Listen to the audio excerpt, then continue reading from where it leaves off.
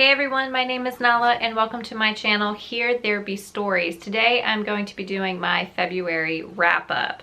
So for the month of February, I read a total of 8 books and I had 1 DNF. So let's just get the DNF right out of the way. It was A Snow Like Ashes by, I don't remember the author, but I'm gonna put the graphic here.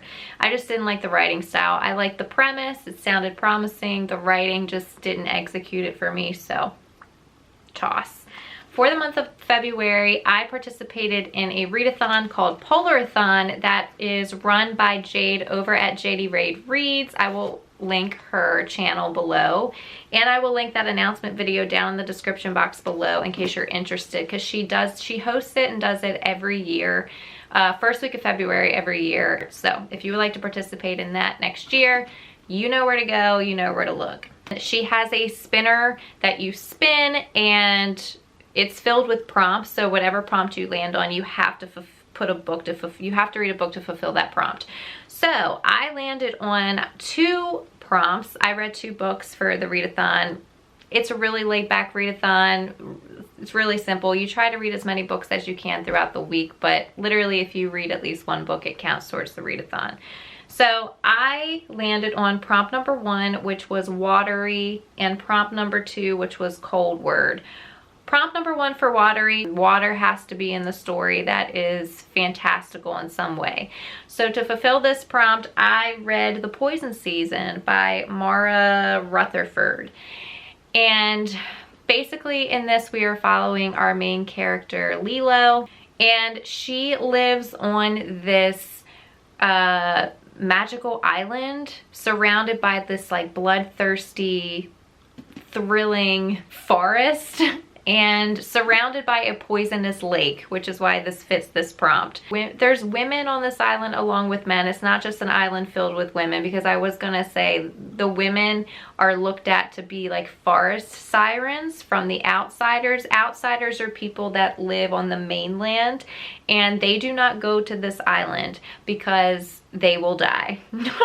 Like, sometimes some of the kids, like when the lake freezes over in the wintertime, some of the kids will dare each other to go over because the myths that the outsiders have is that they're lured there. The women on this island are luring men to their deaths. And the reason that is a thing is because the women on this island have a musical ability, not with words, but more like with sound and cadence and like chanting.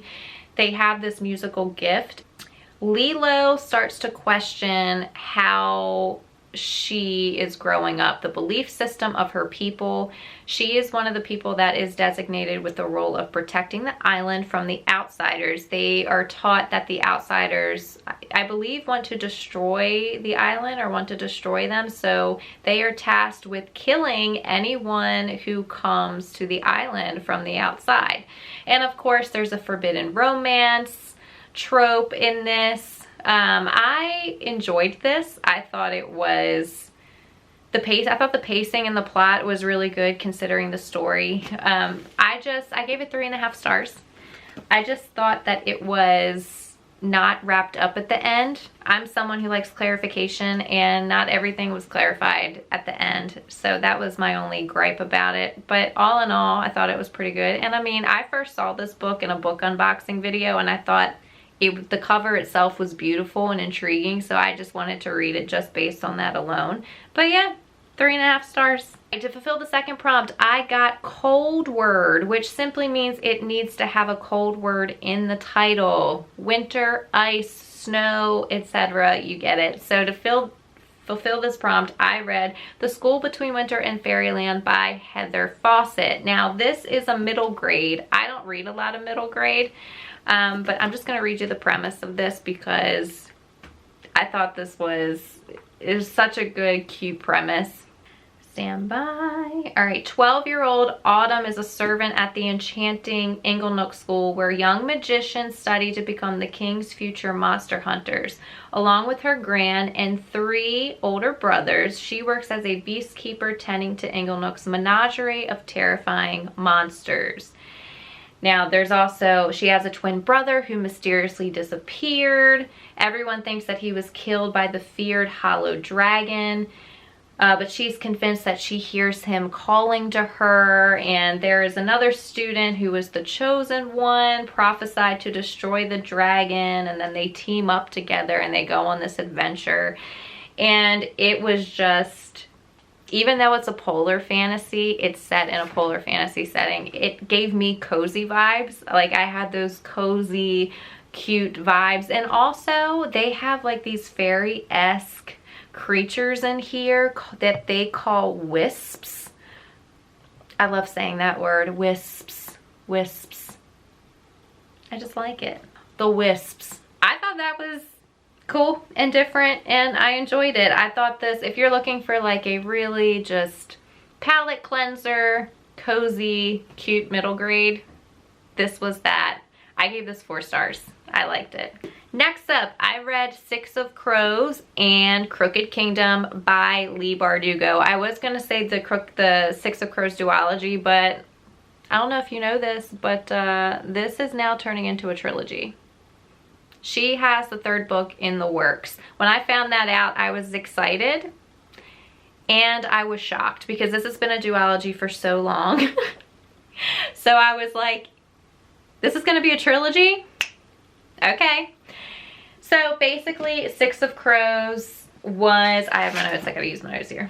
Six of Crows is a YA grim dark fantasy. So you have the morally gray characters, you have a morally empty environment. This is a heist story as well, and this was my first heist story. I realized that when I was reading, I'm like, I don't think I've ever read a heist story before. It's high stakes, it's fast paced, it is action packed. So if you're a plot driven reader, this is a good one because it's nothing but plot. We are in so many POVs in this story. Like, we are in the point of view of every single person on this crew for the heist. We're following our main character, Kaz Brecker, and he is the leader of the gang that is, you know, assigned to do this impossible heist that they're trying to pull off. And Kaz Brecker is well known among being one of the top morally gray characters that there is. And in my mind, I was like, how would I describe Kaz Brecker? And I remember reading a review for this on Goodreads. Someone wrote, and it was like the perfect description. I gotta read it. She said, I would describe Kaz as the grizzled, hard-bitten 40-year-old black and white film noir anti-hero criminal crammed into the body of a teenager who doesn't have a sense of humor. That's Kaz Brecker 100%. That's just hilarious to me. First off, Kaz is Kaz. And if you've read this, you know, I mean, it's Kaz. Kaz can really be too much. I am more of a character-driven reader. I like being attached and connected to the characters. I was only connected and attached to 2 of the characters in this.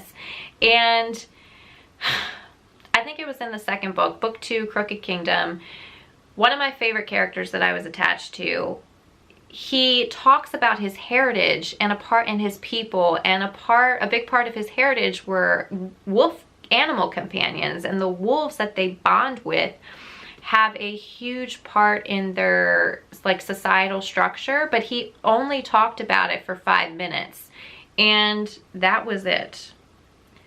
And because he was one of the only characters I was attached to, I wanted more of his backstory, and I didn't get it at all. And to me, it was like, if you're gonna give me a history, you can't just give me a tease. Like, that's a damn tease. Like, give me more. I wanted more. I didn't get more. So I'm like, ugh. If there are any writers watching this, I beg of you, please write a spin-off series of Matthias and his wolf, or at least his people and the wolves. I want that story so bad. I want that story so bad. I can't even tell you how bad I want that. I'm okay. I'm really not okay. And the ending, I was not satisfied with how this ended. It was an open-ended situation. Things were not wrapped up or clarified. I was just like, this needs more. And then I found out she was writing a 3rd one, and then I was like, okay, all right. Hopefully the 3rd one is the charm. It does it. snippety snap. I gave the first one 4 stars. I gave Six of Crows 4 stars. I gave Crooked Kingdom 3. Next up, I read The Last Legacy by Adrienne Young. Now, me and my best friend did a buddy read. We have buddy read all of Adrienne Young's books. She's one of our favorite authors. We love her. I love her. Adrienne Young is queen. She is amazing. However, this was disappointing. I gave this 2.5 stars. And I'm going to read just a little premise of what The Last Legacy is, because The Last Legacy is kind of a companion novel to her Fable duology. We're in the same world, but we're following certain, like, the backstory of a well-known family within the world of Fable and Namesake. All right, this is just like a little blurb from the author of giving a quick little synopsis of what The Last Legacy is about. So she says, welcome back to the unnamed sea. I'm so excited to take readers deeper into this treacherous world with a new standalone novel, The Last Legacy. Bastian is the largest, most influential city in the unnamed sea, but with the Narrows rising in influence, there's a shift happening. Where Fable explored the trading crew aspect of the Narrows and Namesake explored more of the merchant and guild realm, The Last Legacy takes readers into the notorious home of the Roths, a crime family that has made its mark on both the Narrows and the unnamed sea with its fake gem trade. Now, I thought that this is a great idea, which is why I gave it 2.5 stars. I love the world. I love the world of Fable. So I wanted to go back into that place, but I'm going to read my notes of what I wrote down for this, because essentially it was just too much time spent reiterating that this family beat each other up to protect each other from the leader. That's exactly what this was. And the romance in this was insta-love convenience. I hate that trope. I don't like insta-love. It made no sense. And the entire resolution and closing happened in the last 5 minutes of this book. And the ending itself didn't even make any sense. No. I was like, no. This did not live up to Fable and Namesake. I just couldn't get down with this. I just couldn't do it. I'm sorry. I love Adrienne Young. I love every single other book that she has written. But this one was just a 2.5 star for me. It was 2.5 stars. The next thing I read was The Sky and the Deep duology. Where is it? Where's my book? The Sky and the Sea duology. This is The Sky and the Deep, which is the first book in the duology. This was fantastic. 5 stars. Hands down, amazing. Basically, we are following our main character, Elin. She is a young Viking warrior woman. She belongs to a clan called the Aska clan, and immediately within the first chapter, we are dropped into a battle scene of the Aska clan going up against their ancient rival clan, the Riki. Now, what makes this battle different is that she just so happens to see her brother fighting on the enemy side, and this happens to be the brother that she saw die 5 years prior. So of course she goes after him. The Riki capture her, they take her in, and she's stuck with them for the entire winter season. And she's fighting her like inner conflict of having thoughts of trying to escape them and go back home, and her brother's betrayal and the family that has taken him in. Also, a little backstory behind the clans is that both of these clans worship 2 different gods, and the history behind these gods is that they had a feud. Both of these gods have this ongoing feud. So naturally, because the clans worship, they both each one worships one worships the other, they're naturally rivals. We are in her point of view the entire time, and the pacing I thought was spot on for what this is. Like when the action happens, it's fast. It's fast paced. The action is fantastic. But this is character driven. This book is all about the characters. You're in their feelings, your minds. And when you're thinking of Vikings, you're not really thinking of emotion, but she wrote them to have such emotion in the story. I loved it. I gave it 5 stars. Highly recommend. The second one Book 2, The Girl the Sea Gave Back. This one is another solid 5 stars. Love this book. Now this one is a little bit different. We have 2 points of views in this. One point of view is a new character, which is our main girl. Her name is Tova. And then the second point of view is actually from a character from book 1. But basically we are following our main character Tova. She is washed up on the shore as a child with no memory of her past.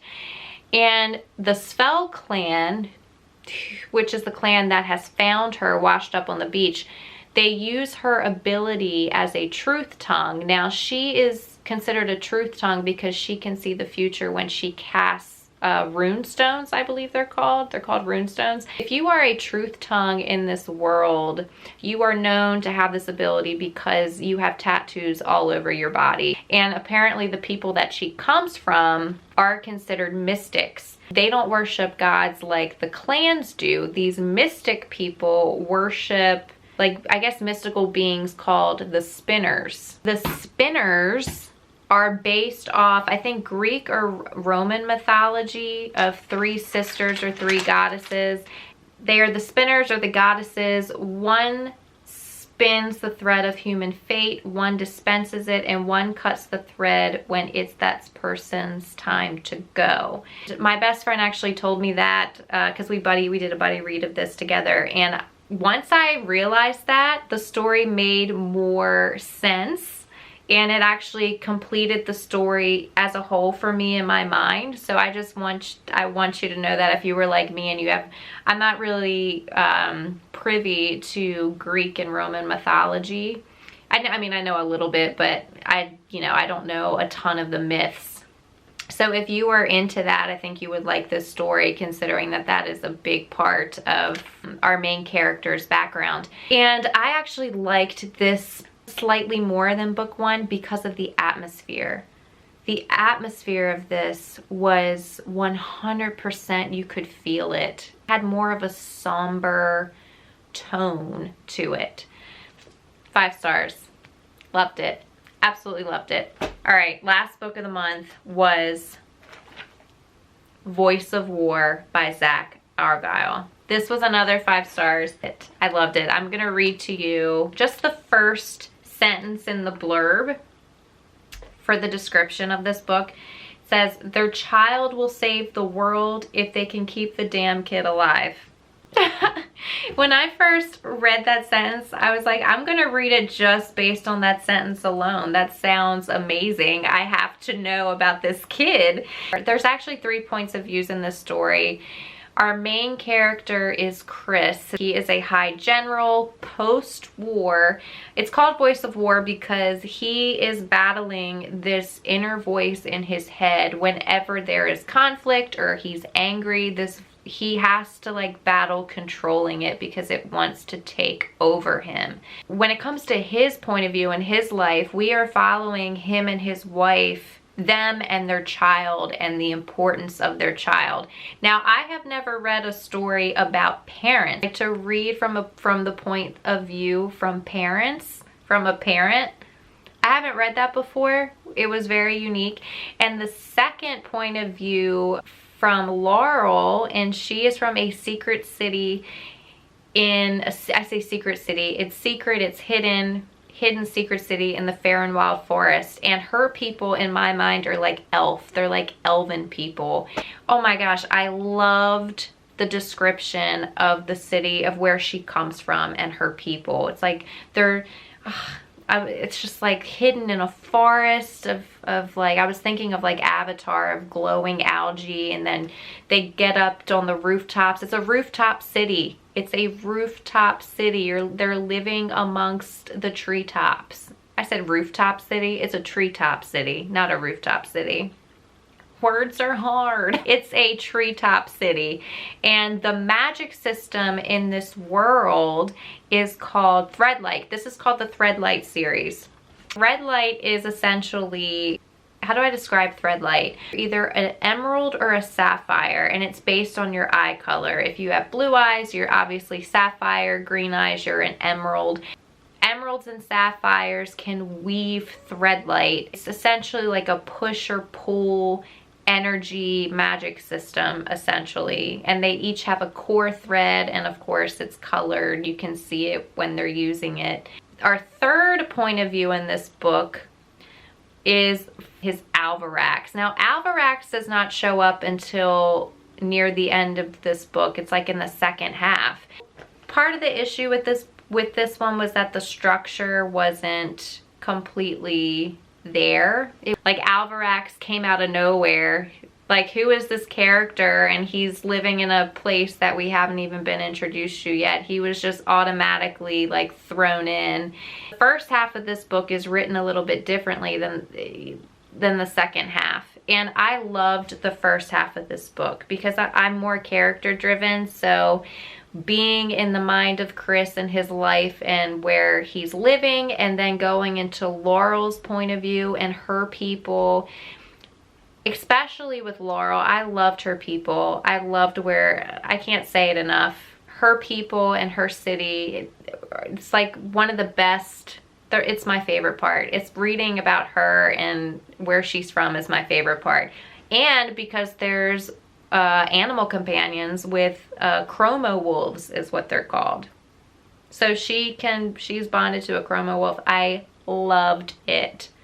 Loved that. This was a 5-star read for me, and Zach Argyle is an indie author. We need to support our indie authors. I'm going to be continuing on with the Threadlight series. I have high hopes for this. This is 5 stars, and I think the entire series is going to be a 5-star read. I think it's going to be a thrilling ride. 5 stars. Loved it. Go read it. All right, y'all, that was everything that I read in the month of February. If you like this video, give it a thumbs up. Smash that subscribe button down below so you can be notified every single time that I upload a new video. And comment down below and let me know if you have read any of these books. I would love to know your thoughts, and I would love to chat about them. I would love to have fun in the comments and just go back and forth on your thoughts. So, until next time, happy reading, and I will see you in the next video. Cheers!